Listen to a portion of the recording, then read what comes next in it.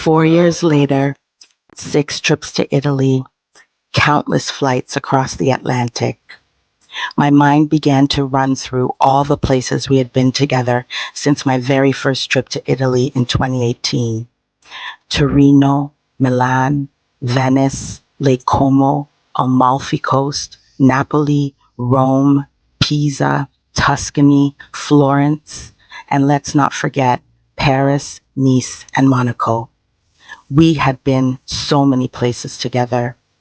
And now, here we were in September 2021, and his CR1 visa had finally been approved.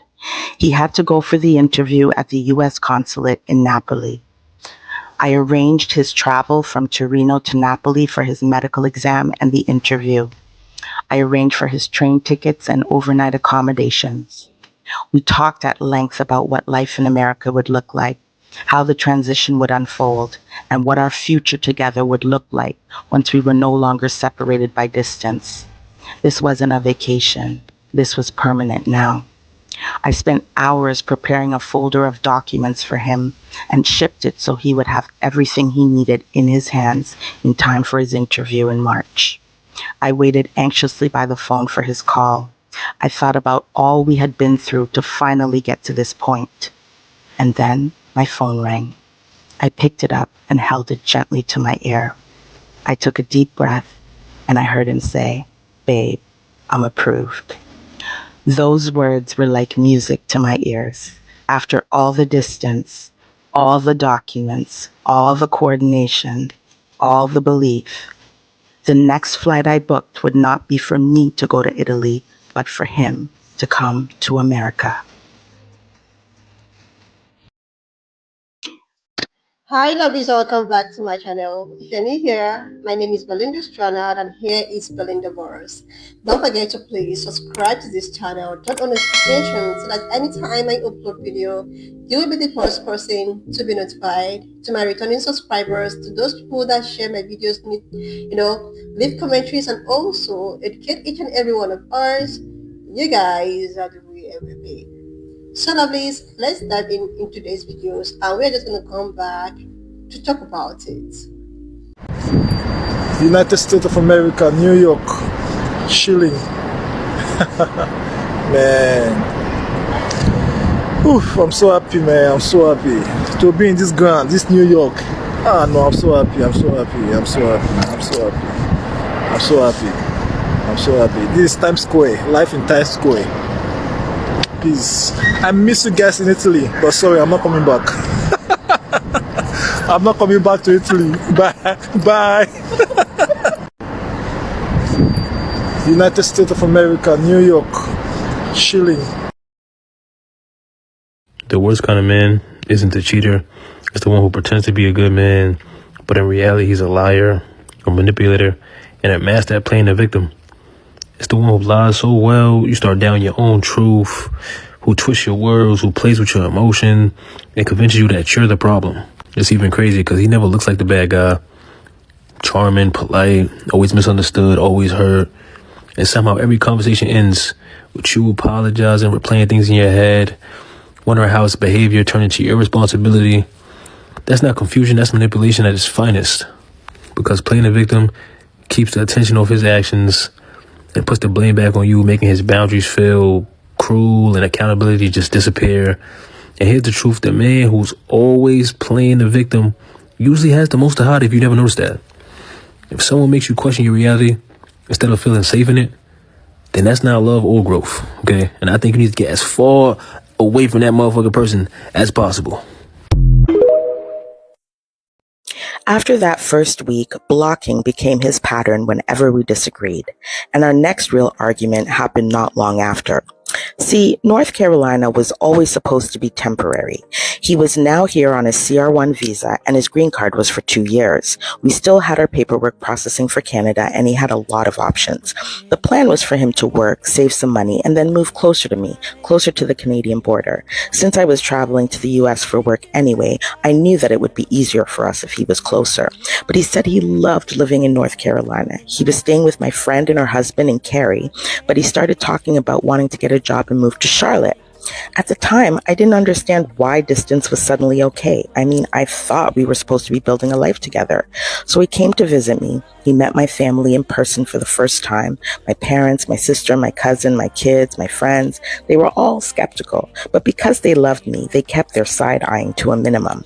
But I didn't want to keep doing this visiting thing. I thought we were moving toward being in the same place. We argued about it, and like before, he blocked me again.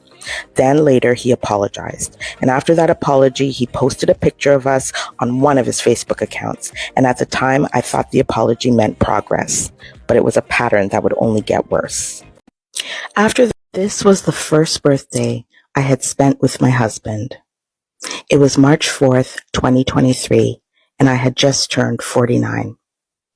In years past, I had always spent my birthday with my kids and my family.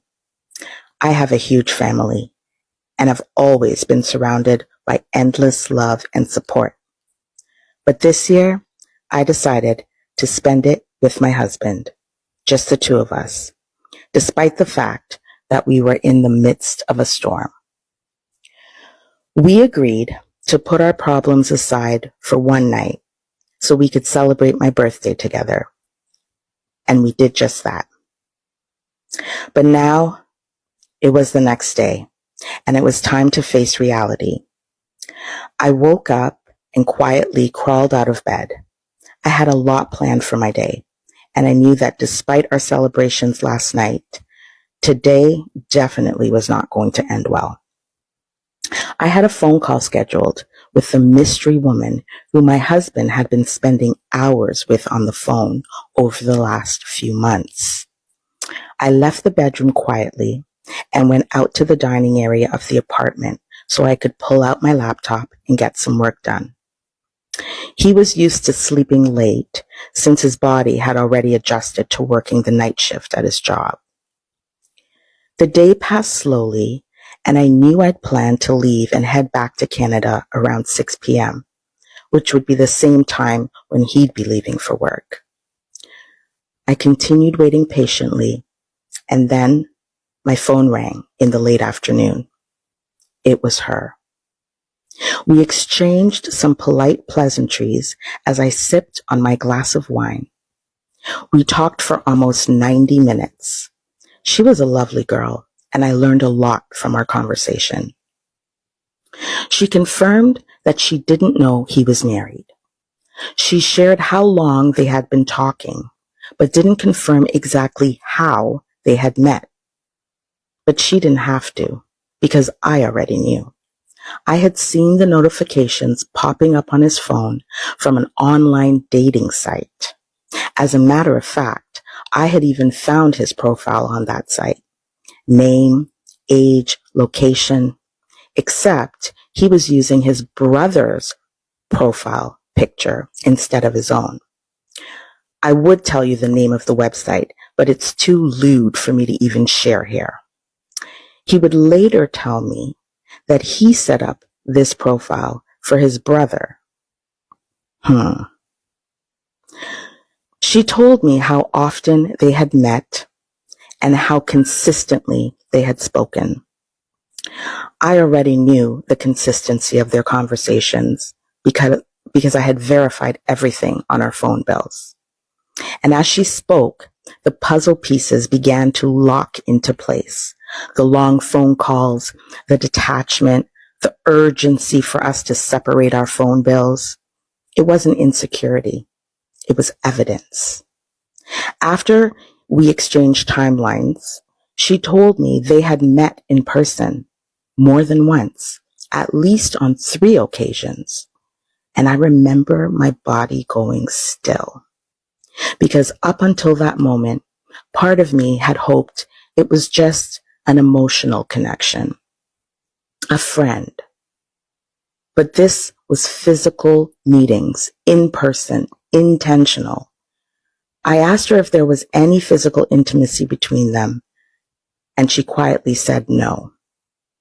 She also told me that she had lent him money and that he was paying her back in installments. That detail hit differently, not because of the amount she lent him, but because of the secrecy around it. He would later tell me that he only borrowed it from her so that he wouldn't have to ask me, because we were still building, still trying to repair, and he was trying to establish financial independence from me and transparency.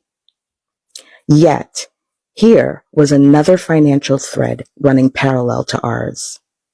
I didn't accuse, I didn't scream, I just continued asking questions, and I listened. She sounded hurt, disappointed, confused. She told me that she truly believed he was single, that he lived alone, and that he was building something new by himself.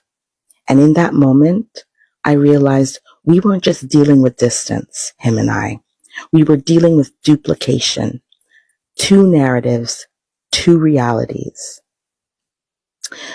When that call ended an hour and 30 minutes later, I felt calm, not hysterical, not screaming, just clear.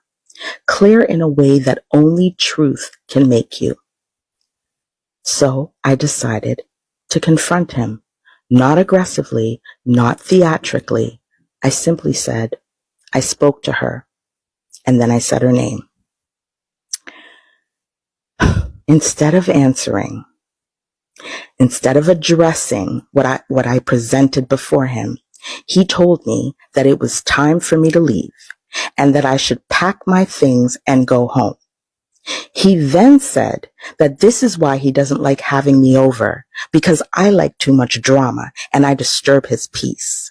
He then said that here I am bringing this up right before he has to go to work, and I should know he needs his rest because I'm stressing his life. In that moment, I was trying my best to stay calm, but I could feel the rage rising up inside of me. And then as he continued hurling insults about my character as a nagging wife, he then pulled out his phone and began recording me.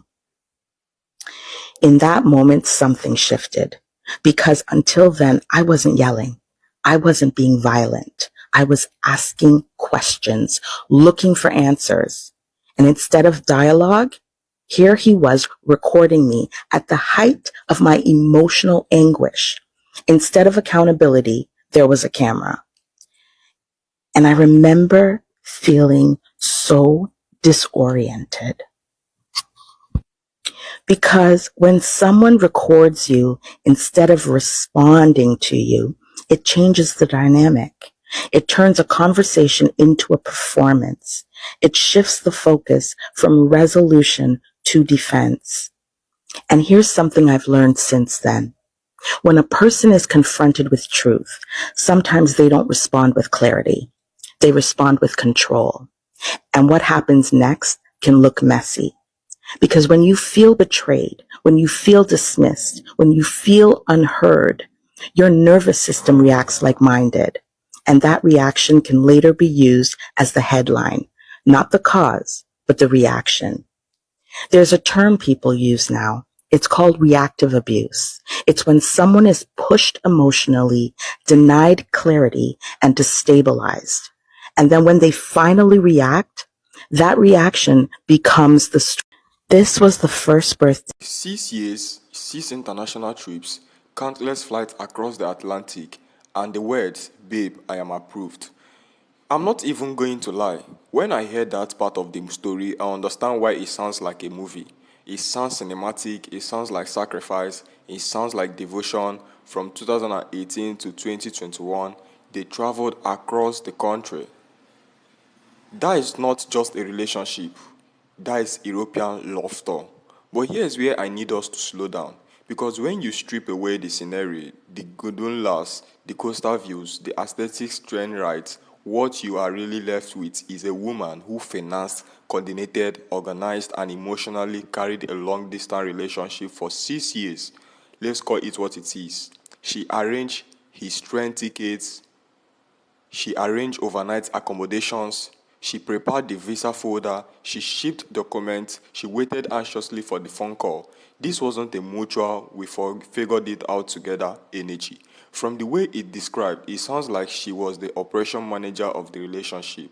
And here's where it gets interesting. A CR1 visa is not small. There is a marriage-based immigrant visa. That is permanent. That is not like see how it goes. That is I'm legally trying my life to yours. That is America. That is stability. That is access. That is opportunity. So when he says, babe, I'm approved, those words hit differently because yes, that is romance, but there is also mobility. And this is where the internet is divided. Some people are celebrating this like it's black love preferences. See, love wins. Others are side eyeing it like 6 years and she did all the heavy lifting. Both reactions make sense. Let's talk about the emotional psychology here. Long distance relationship creates a fantasy bubble. You see each other in a curated moment, trips, hotels, vacations, beautiful cities. There is no bills on the kitchen counter. There is no daily stress of merging lives. There is no Munda Tuesday where somebody is irritated because the trash wasn't taken out. Distance protects the illusion, and when you invest 6 years into that illusion, your brain starts justifying the investment. It has to, otherwise, you did have to admit maybe you overextended yourself. She didn't just see him once or twice. She went 6 times across the Atlantic. That is not cheap. That is not light. That is commitment. But commitment alone doesn't equal compatibility. Now, I'm not saying this man didn't love her. I'm not saying he was using her. What I'm saying is this: power dynamics shift when one person controls access to citizenship. There is uncomfortable say, but it's real. When one partner holds the passport leverage, the economic leverage, the geography leverage, that changes the balance. And if the relationship foundation isn't solid, the cracks will show once the plane lands in America. Because now it's not Lake Coman, now it's paperwork, job search, culture shock, adjustment. Now it's who are we without the distance. And that is the part nobody romanticizes on TikTok. The visa approval moment is the climax of the story, but real life starts after that phone call. Here's another layer people hasn't talking about. Why did it take 6 years? Immigration processes take time, yes, but 6 years of long distance before closing the gap, that requires extraordinary patience or extraordinary hesitation. Was he financially unable to move earlier? Was she unwilling to relocate to Italy? Was there uncertainty they wasn't admitting? Sometimes, prolonged distance isn't just about logistics. Sometimes it's about subconscious doubt. And when you have invested that much time, you don't want to walk away empty handed. So you push through to the finish line because quitting would mean admitting it might not have been aligned from the beginning. Now, let's talk about the romantic narrative versus the reality narrative. The romantic narrative says she believed in love, she fought for her marriage, she handled the paperwork like a boss, and now they can finally be together. The reality narrative asks, why was she the one arranging everything? Why does it sound like she carried the administrative and emotional weight? Relationship or partnership, even in long distance, the energy should feel reciprocal. Planning, investing, coordinating, it shouldn't feel like a solo project. And sometimes in these international love stories, women fall in love with potential, with accent, with the idea of being chosen across borders. There is something intoxicating about someone picking you from another country. It feels special, it feels international, but intention without equal effort can become imbalanced. Now, let's also say this clearly: Nigerian men living abroad are not a monolith, they are genuine, loving, hardworking men who build beautiful marriages, period. But we can't ignore the cultural context. In many immigrant dynamics, the person gaining access to America is stepping into a new power structure, and sometimes that transition reveals character in ways distance never could. The biggest test of their relationship wasn't the visa interview. It was going to be 6 months after he landed because that is when the honeymoon phase meets reality. That is when expectation clash. That is when finances become transparent. That is when gender roles get negotiated. That is when dependency either strengthens intimacy or breeds resentment. And I keep thinking about the way she described holding the phone gently, taking a deep breath, waiting for those words. That is someone who attached her emotional destiny to that outcome. And when your emotional destiny is tied to one moment, you are vulnerable. The part that makes this story viral isn't just the travel or the visa, it's the sacrifice. It's the question underneath all: was it worth it? Because 6 years is not casual. 6 years is a chapter of your life. 6 years is aging, evolving, missing other possibility. So the real conversation isn't whether he got approved. The real conversation is whether the foundation they built during those 6 years can survive proximity. Distance can hide in incompatibility, proximity exposes it. And I think that is why people are glued to this story, not because of the fairy tale, but because we have seen how these stories can go left once the immigration goal is achieved. Some couples strive, some employed. There's also something powerful about the line. The next flight I book would not be for me to go to Italy, but for him to come to America. That is symbolic. That is a shift in direction. For years, she was the one traveling. Now he's the one moving. Movement changes dynamics. He's leaving familiarity. She's staying in her home environment. That creates dependency at first, and dependency in relationship can either create gratitude or imbalance. I hope genuinely that this was a love story built on mutual respect. But if I'm giving my honest opinion, the fact that she handled so much of the logistics makes me cautious, cautious because when one partner becomes the planner, the fixer, the organizer, the financier, that role doesn't automatically disappear once the visa is approved. It can follow into the marriage. And if she was already operating like the backbone of the relationship, long distance, what happens when real life stress hits? That's the part I did be watching. Not the visa, not the flight, not the Mafili coast memories, but the quiet, unglamorous months after arrival. Because love isn't proven by how many countries you visit together. It's proven by how you handle Tuesday mornings, financial stray, cultural adjustments, and ego. The visa approval was the beginning. The real story starts after the airport pickup. And that is the part no aesthetic travel mortgage can prepare for you. So, lovies, if you have watched up to this extent, thank you so much for all the love and support. Please leave your own thought in the comment section of what you think, and I will see you, lovies, when I upload the next one.